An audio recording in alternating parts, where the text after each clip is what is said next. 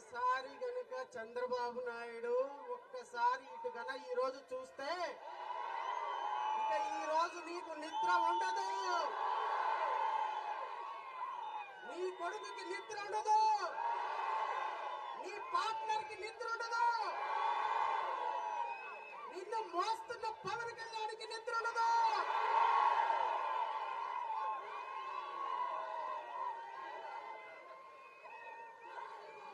నీకు 165 సీట్లు ఇచ్చి 11 సీట్లుగా పరిమితం పంపిన జగన్మోహన్ రెడ్డి ఒక్కసారి ఇటు చూడు,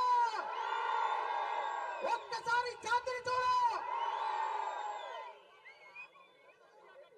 రాష్ట్రంలో ఉన్న రాజకీయ పార్టీలన్నీ కూడా ఒక్కసారి గుంటూరు వైపు చూడమని నేను కోరుతున్నా, ఒక్కసారి జాతి వైపు చూడమని కోరుతున్నా, ఒక్కసారి దేవి ప్రసాద్ గారి నాయకత్వాన్ని చూడమని కోరుతున్నా. 1945 సోదరుల భారతదేశంలో ఉన్నటువంటి 30 కోట్ల మంది భారతీయులకి ఒక రాజ్యాంగం కావాలి, ఆ రాజ్యాంగాన్ని ఎవరు రాస్తారు అని భారతదేశంలో ఉన్నటువంటి పెద్ద పెద్ద మేధావులందరినీ సంప్రదిస్తుంటే 30 కోట్ల మంది ఉన్న భారతీయులకి రాజ్యాంగం రాసే దమ్ము ఏ ఒక్కడికి లేదు. ప్రధానమంత్రి పోస్టులు ఆశించే నెహ్రూ ఒకడు, ఉపరాష్ట్రపతి పోస్టులు ఆశించే ఇంకొక వ్యక్తి ఒకడు, ప్రధానమంత్రి పోస్టులు ఆశించే లజపత్ రాయ్ లాంటి వాళ్ళు ఒకడు. ఈ దేశానికి రాజ్యాంగం అందించాలి అంటే, ఈ దేశంలో ఉన్నటువంటి 5 కోట్ల మంది దళిత బిడ్డల జాతిని, వాళ్ళ తలరాతల్ని మార్చాలి అంటే ఒకే ఒక్క తల చేతి పైకెత్తి నుంచుంది, అదే డాక్టర్ బాబాసాహెబ్ అంబేద్కర్. అదే డాక్టర్ బాబాసాహెబ్ అంబేద్కర్. అదే డాక్టర్ బాబాసాహెబ్ అంబేద్కర్. ఈ రోజు భారతదేశానికి తలమానికమై 140 కోట్ల మంది తల రాతల్ని మారుస్తున్నటువంటి ఏకైక రాజ్యాంగం ప్రపంచ దేశాల్లో ఒక్క భారతదేశంలో మాత్రమే ఉన్నది సోదరులారా. అది రాసింది మన జాతి డాక్టర్ బాబాసాహెబ్ అంబేద్కర్. ఒక్కసారి జై భీమ్ చెప్పండి. ఈ జై భీమ్ ఎక్కడికి వినపడాలంటే తాడేపల్లి ప్యాలెస్ వినపడాలి. మీ జై భీమ్, జై భీమ్, జై భీమ్. 82 లక్షల మంది ఉన్నటువంటి ఒక కమ్యూనిటీని ఏం పీకుతారు వీళ్ళు, ఏం పీకుతారు వీళ్ళు, ఏం పీకుతారు మీరు అని ఒక పార్టీ. ఇంకో పార్టీ 4000 కిలోమీటర్ల పాదయాత్ర చేశాను, ఎవరి కోసం వీళ్ళు నాకు ఓటేయరని ఇంకొక పార్టీ. అంటే రాజకీయ పార్టీలకి ఓట్లేసే బానిసలు బాబనము, బానిసలు బాబను.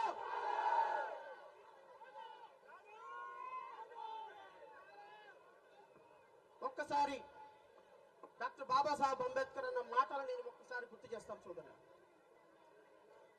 Freedom of mind, freedom of mind is the real freedom, freedom of mind is the real freedom.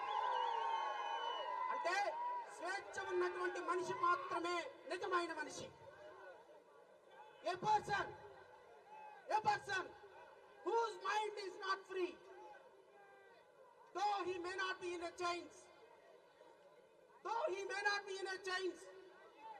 is a slave, One whose mind is not free, though he may not be in a prison, is a prisoner, though whose mind is not free, whose mind is not free, though he lied, he is right to die.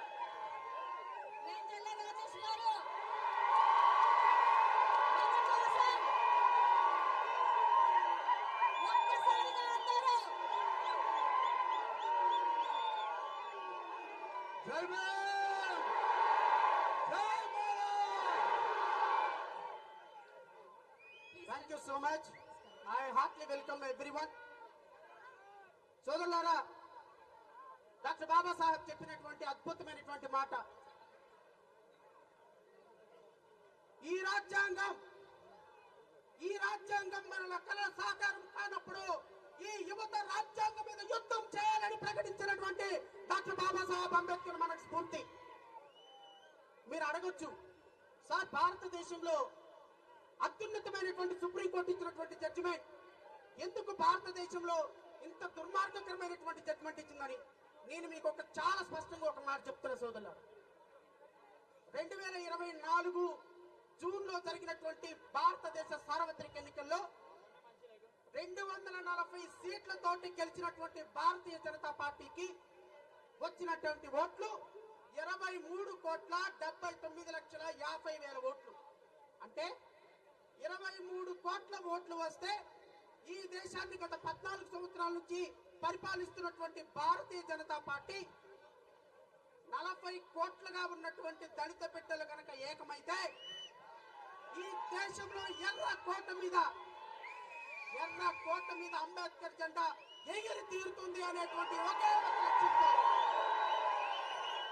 ఒక లక్ష్యంతో భారతదేశంలో ఉన్న 40 కోట్ల మంది దళిత బిడ్డల్లో ఒక supreme court దుర్మార్గకరమైన judgement ద్వారా ఈ దేశంలో ఉన్న 1108 షెడ్యూల్ కాస్ట్ కులాలని, భారతదేశం మొత్తంలో మనకి 1108 షెడ్యూల్ కాస్ట్ కులాలు ఉన్నాయి.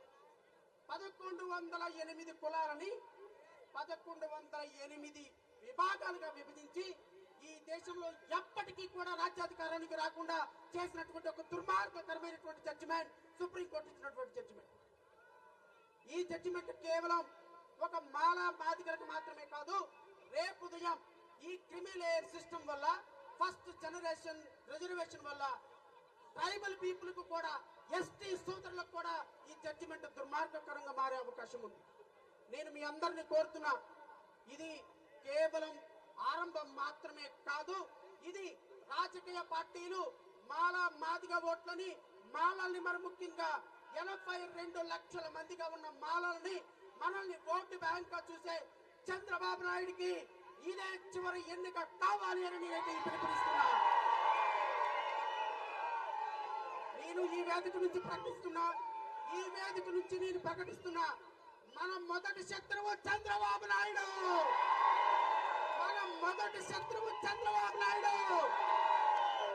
మన రెండవ శత్రువు జగన్మోహన్ రెడ్డి.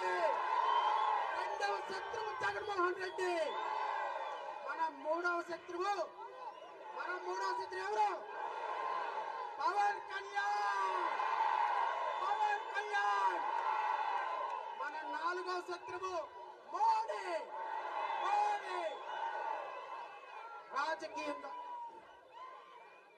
రాజకీయంగా మాలా అంటే వాడు ఓటు వేసే బానిసలాగా చూసే రాజకీయ పార్టీలకి మీరు సమాధానం చెప్తారా చెప్పరా? ఖచ్చితంగా. ఎందుకంటే 2024లో వర్గీకరణ చేస్తానని చెప్పిన చంద్రబాబు నాయుడు కూడా ఓటేసి 164 సీట్లతో రాజ్యాధికారంలోకి తీసుకొచ్చాం. 2027 కని 2028 కని జమిలీ ఎన్నికలు రాబోతున్నాయి. చంద్రబాబు నాయుడు పార్టీని, కూటమి ప్రభుత్వాన్ని కట్టి బంగాళాఖాతంలో పడేసే బాధ్యత మీరు తీసుకుంటారని ఆశిస్తూ ఎంతో కష్టపడి ఎన్నో వ్యయ ప్రయాసాలు కోర్చి మా సోదరులు దేవి ప్రసాద్ గారు ఒక బృహత్తరమైనటువంటి కార్యాన్ని మెడలకెత్తుకున్నారు. దేవి ప్రసాద్ గారి నాయకత్వంలో నడవటానికి అడువడువున మేము సిద్ధమై ఉన్నాము అని నేను ఈ వేదిక నుంచి ప్రకటిస్తున్నా. ఖచ్చితంగా మీ అందరూ కూడా చివరిగా నేను ఒకే ఒక మాట చెప్తా. ఇందాక మూర్తి గారు చాలా అద్భుతమైన మాట చెప్పారు. ఎమ్మెల్యే పదవుల కోసం, ఎంపీ పదవుల కోసం, కమిషన్ పదవుల కోసం ఆశపడి బాబాసాహెబ్ అంబేద్కర్ జాన్ని తాకట్టు పెట్టొద్దు అని. నేనే కనుక బాబాసాహెబ్ అంబేద్కర్ కోర్టుతోనే ఎమ్మెల్యే అవ్వాలని అనుకున్నాను కాబట్టి ఈ రోజు ఇక్కడున్నా. Otherwise I would have been MLA or MP by this time. ఈ రోజు అసెంబ్లీలో మాట్లాడి ఉండేవాడిని. కానీ నేను ఒకటే చెప్పినా, బాబాసాహెబ్ అంబేద్కర్ స్ఫూర్తితో నేను అసెంబ్లీలోకి వస్తాను తప్ప ఏ రాజకీయ పార్టీ ద్వారా రాను.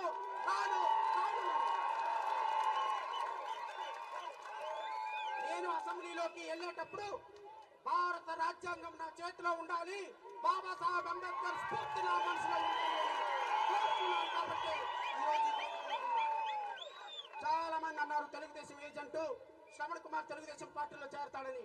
చంద్రబాబు నాయుడు, నువ్వు నీ టికెట్, నీ మినిస్టర్ పోస్ట్ నా తాలికోటతో సమానమని వదిలేసి ఈరోజు అంబేద్కరిజం కోసం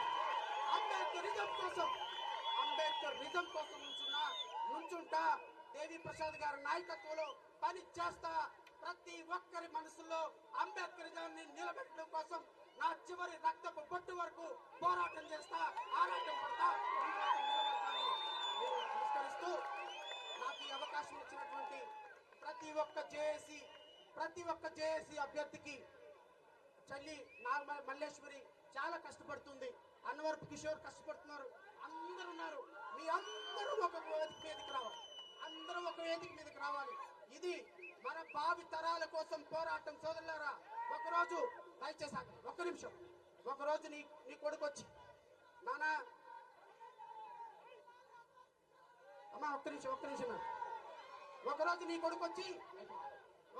కొడుకు వచ్చి నానా రిజర్వేషన్ లేవంట, నీకు ఉద్యోగం వచ్చిందంటే నా ఉద్యోగం పోయిందని చెప్తే ఆ కళ్ళల్లో బాధ నాకు తెలుసు. మన భావి తరాల కోసం మనం పనిచేయాలి.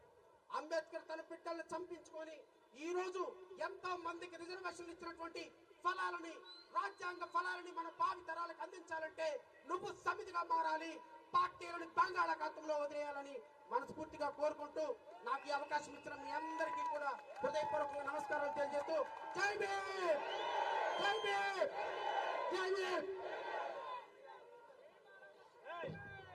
హలో.